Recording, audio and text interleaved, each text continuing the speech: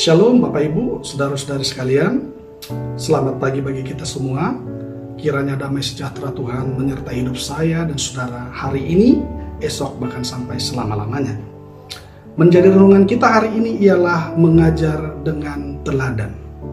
Mengajar dengan keteladanan.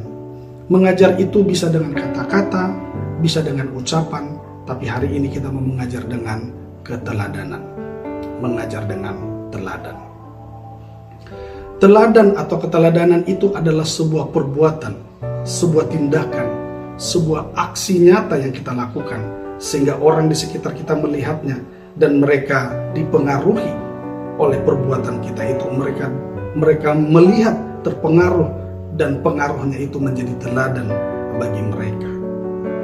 Itu sebabnya apa yang kita lakukan, apa yang kita perbuat akan menentukan keteladanan seperti apa yang mempengaruhi orang yang melihatnya.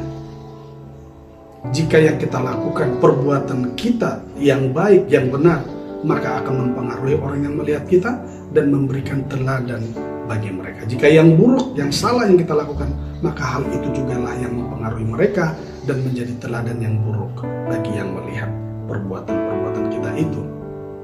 Oleh karena itu Bapak Ibu Saudara, hari ini firman Tuhan mengingatkan saya dan saudara supaya kita menjadi orang yang mengajar dengan keteladanan, dengan teladan yang baik, Bapak Ibu Saudara. Ya, dengan teladan yang baik. Itu sebabnya firman Tuhan berkata di dalam Amsal 29 ayat yang ke-19, dengan kata-kata saja seorang hamba tidak dapat diajari, sebab walaupun ia mengerti namun ia tidak mengindahkannya. Ia sudah mendengar ajaran yang disampaikan dengan kata-kata, ya, dan ia telah mengerti, tapi ia tidak mengindahkannya, tidak juga melakukannya. Mengapa Bapak Ibu Saudara? Dia sudah dengar, dia sudah mengerti, tapi tidak mengindahkannya. Mengapa hal itu terjadi? Karena memang untuk melakukan ajaran yang baik, melakukan ajaran yang benar itu butuh perjuangan, butuh kemauan, ya, butuh kerelaan untuk melakukannya.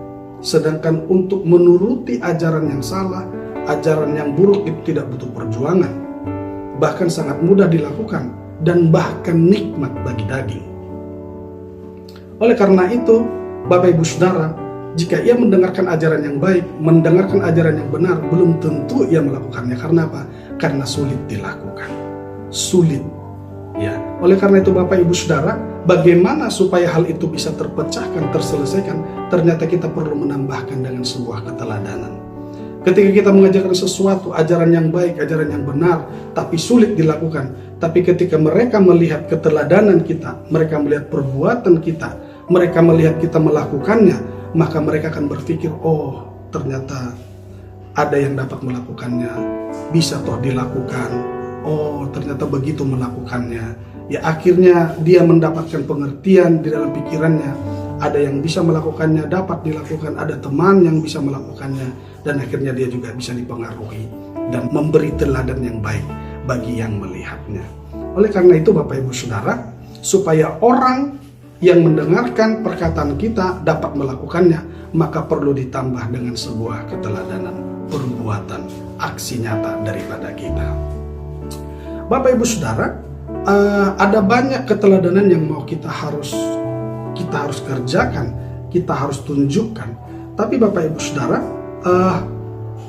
ada satu hal yang terpenting yang menjadi hal utama dalam kehidupan kita, yang perlu kita contohkan kepada orang-orang di sekitar kita, baik di keluarga kita, di komunitas kita, dimanapun kita berada, ya, yaitu keteladanan hidup takut akan Tuhan.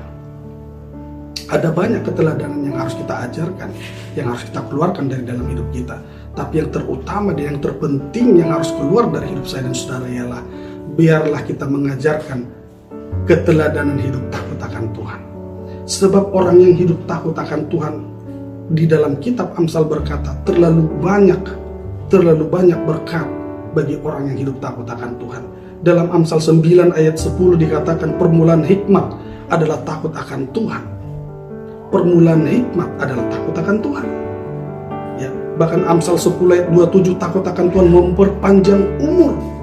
Ternyata orang yang takut akan Tuhan umur panjang, Bapak Ibu Saudara. Bahkan Amsal 2 ayat 5, maka engkau akan memperoleh pengertian tentang takut akan Tuhan dan mendapat pengenalan akan Allah. Kita akan mengenal Allah, kita mampu mengenal Allah ya, ketika kita takut akan Tuhan.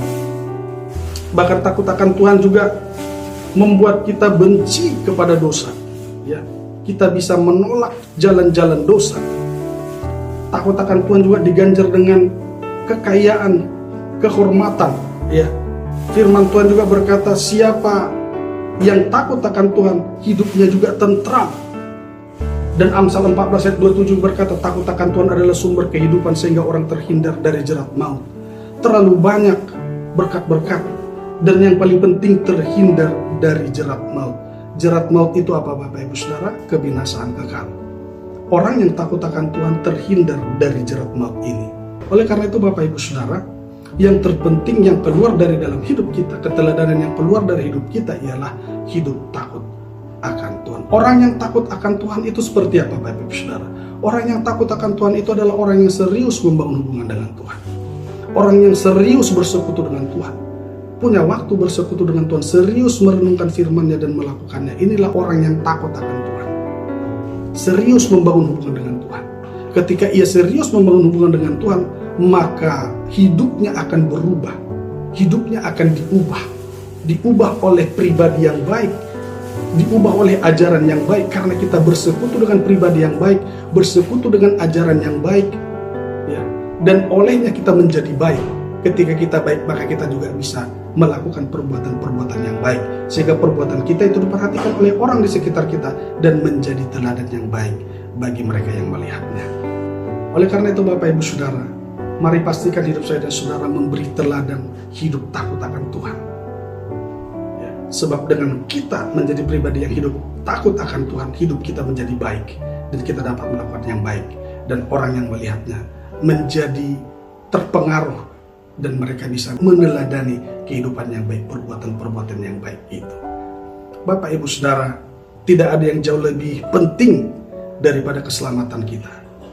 Tapi bukan hanya keselamatan saja yang diberikan oleh Tuhan ketika kita hidup takut akan Dia. Ada umur panjang, ada ketentraman, ada hikmat, ada pengetahuan, ada terlalu banyak hal, bahkan sampai kita terlepas dari jerat maut, tapi menerima kehidupan kekal. Inilah yang perlu keluar dari hidup saya dan saudara, Bapak Ibu Saudara, sehingga dimanapun kita berada menjadi orang-orang yang memberi teladan hidup takut akan Tuhan.